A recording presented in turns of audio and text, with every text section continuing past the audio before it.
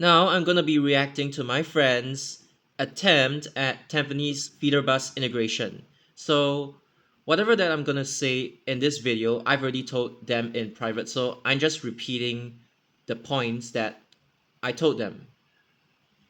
So they sent me this map that they've come up with. They've also explained like why they did certain things, why they changed routes in a certain manner, and they've consolidated everything into like one map per se. So I've already reviewed this map, like they've already told me why they did certain things, and I will be using this as a reference to explain their ideas. So they have capped 293's East Loop like this, and they didn't do anything to 292's route, which means it's gonna remain as like status quo. I mean something like this, and then using the PIE slip road, because that's what the new amendment has done to the service. So like this, they made 129 straight. Oh, sorry, not this.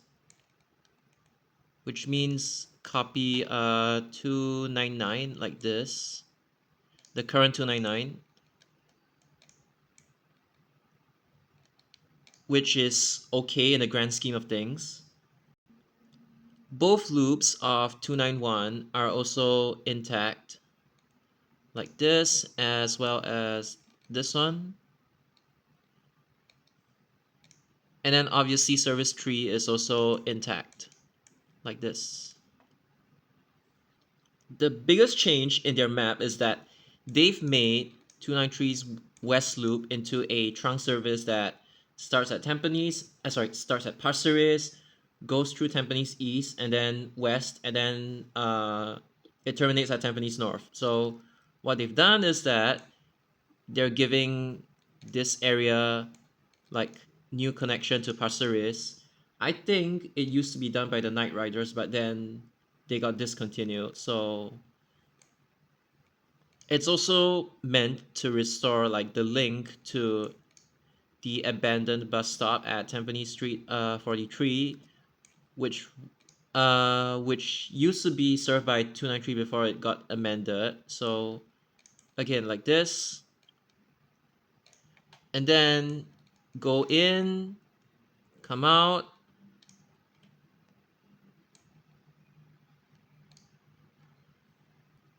Okay, my bad. From Avenue 1, go to 4, which is a good thing because you're giving them like a new link that hasn't been done by any bus service except the old SBS 68. And then it's supposed to copy 293 up till this point. So instead of like doing this, it actually goes up, like basically up, and then it touches Tampines North, the future MRT station, the Cross Island Line. So like this. I would say that overall, I really like his proposals. He's like integrating. Oh no, I'm so sorry. Sorry, I messed up their pronouns. It's supposed to be they and them. Okay, okay. I apologize. Okay, so I've already told them in private that like because you already have like 292 that goes into that does this, like it goes inside the slip road.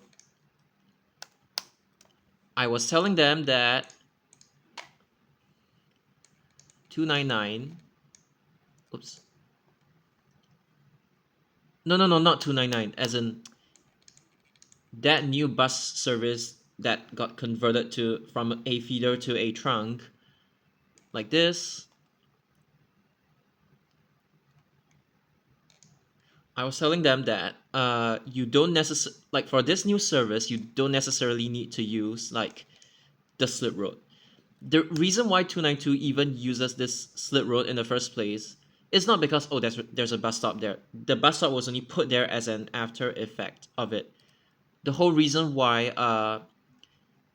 292, like the existing 292, oops, wrong color. The existing 292, the reason why it doesn't like go inside here is because when you turn left and then you have to turn right again, it's like a really, really extreme filter. And that's the reason why this new road, Tampines Link, if I'm not mistaken. Wait, is it Tampines Link? Hold on. Sorry, Tampines Lane. The reason why Tampines Lane was even constructed in the first place is it's meant for 292. It's meant to like bypass this like extreme turn filter thingy. So there is no issue with like 292 turning in like this. The reason why the new proposed service doesn't need to do this is because like you're already along Tampines Avenue 1, and then by the time you reach here, you already have enough time to like right turn filter.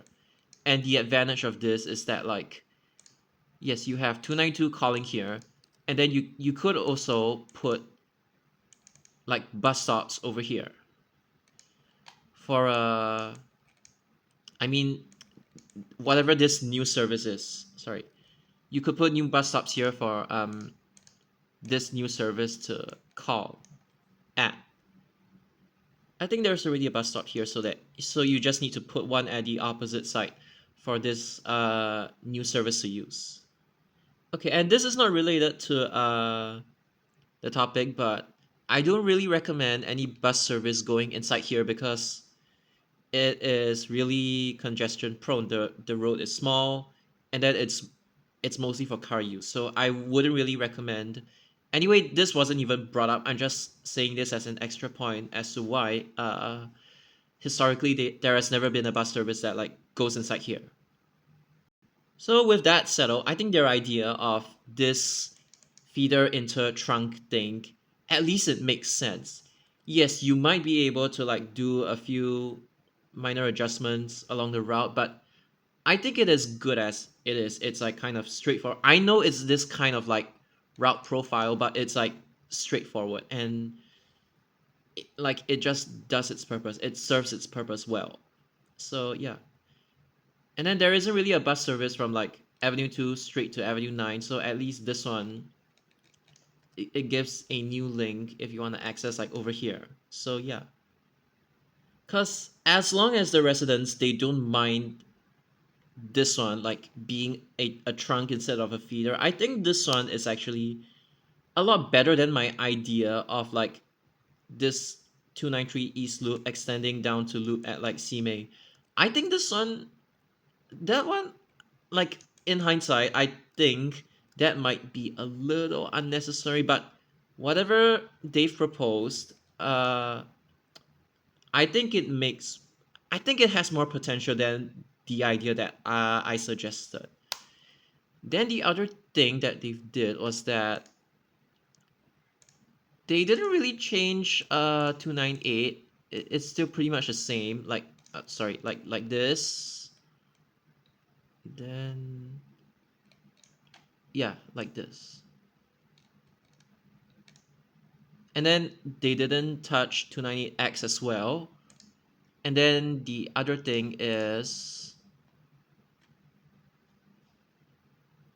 because you already have like this red thingy 129 covering 299, you can actually afford to make, you know, this 293 East loop. You can integrate this thing and the current 299 into like a town link service. And then this one, no change. This one would just loop at like Budok Reservoir and then go back. Yeah. Although the one thing that they did is that they swapped like 299 and 298. But in private, I did explain to them why this is not advisable. So this one is gonna be like a really, really general point, It's to which one you should push inside of street 82. And yes, I do know that some feeder services, they actually wind a little bit before they go to their like looping point. Like case in point, you could take 811's South Loop as an example, but the reason why this one doesn't really work in the case of 299 is that 299 is meant for them to like have quick access to like OTH as well as Tampines, like the central area. Because if you make this 299 wind, what you're doing is that you're basically discouraging people from like Bedok Reservoir to take this bus service. If anything, if they want a fast bus service outside, sorry, if you want a fast bus service from Bedok Reservoir, like that HDB, that new residential estate to like Tampines, if you want a fast option, they would be more inclined to actually go outside and wait for 65 because they don't want to throw like this. It's a small thing, but like I feel that this would potentially like turn them off. Like it's not like the a really big detour or anything, but it's like when you market a bus service to them, they want things that are like a bit more direct. Like in this case, because it's supposed to be a bus service that's pitched towards OTH and Tampines as well. So that's the reason why you don't make 299 do this. Instead you should make 298 do this, which is what they've done. And the benefit of this is that like you're connecting this area which was underserved to like the west of Tampines and then to like east west line as well as like Tampines North as well. It's like more connectivity. Whereas if you make this 299, it's kind of like limited connectivity. The reason why 298 even goes inside here in the first place is because 298 as opposed to 299. I know 298 came first, but it's like because 298 just it was planned with way more coverage, that's why they chose 298 to push 298 inside, and they made 299 direct instead, which is like far more worth it. If you don't make 299 direct, like as I've explained, you wouldn't be able to compete with 65. Like even if 65's frequency is not that good, they might still prefer 65 because the route is like more direct in this case. So I've already told them this in private, and yeah, I'm just repeating my points. Because of Tampines like feeder bus integration, it's not like the hardest thing to do or anything. As long as you don't make the same mistake of like, I mean 2029 already does this. As long as you don't make the same mistake of like making the trunks whine in order to like kill the feeder bus services, I don't know, whatever, but like as long as you don't do this kind of nonsense in like Tampines East, it's fine because as I've said, they want the most direct route into Tampines interchange. They don't want it to wind. 29 historically it has always winded like this. So yeah, 29 is meant to wind, whereas the rest, like as I've mentioned before, they have to be straight at all costs. As long as you don't make this mistake, then you're good to go, honestly. And then in compensation for the missing link, they actually made I think it's in both directions if I'm not mistaken. They made the existing bus service 69 like they actually instead of going here, they actually made it go inside. So this is one way how to correctly integrate the feeders because 293 is like the current 293 west is like this. So as long as uh you don't touch this link, and then what they did was that they kept this link as well. I mean this link from here to here. They didn't touch it. Whereas my proposal for like 293 west extension in another video, I did it like this instead. But what they did was also fine. And I think it's like better than mine as well. Cause they've kept all the necessary links, and then this one you could make it wind inside the Bedok Reservoir residential estate, because that's what they're gonna do as well. So yeah, they've even taken into account like all of these missing links, and not just haphazardly, like, just try to integrate everything like I don't know, like this. Because at the end of the day, this area doesn't really need bus because there's already outside. This area doesn't really need bus because this area is like congested. Like, there's just a lot of traffic jams in this area, like this side as well. That's the reason why they never really tried to like send the bus service inside here, because it's like a Y junction here and then a T junction here. It's like really, really difficult. That's the reason why they didn't even try to send 292 inside, because there is just no point. But yeah, overall, I can say I am quite satisfied with what they've done.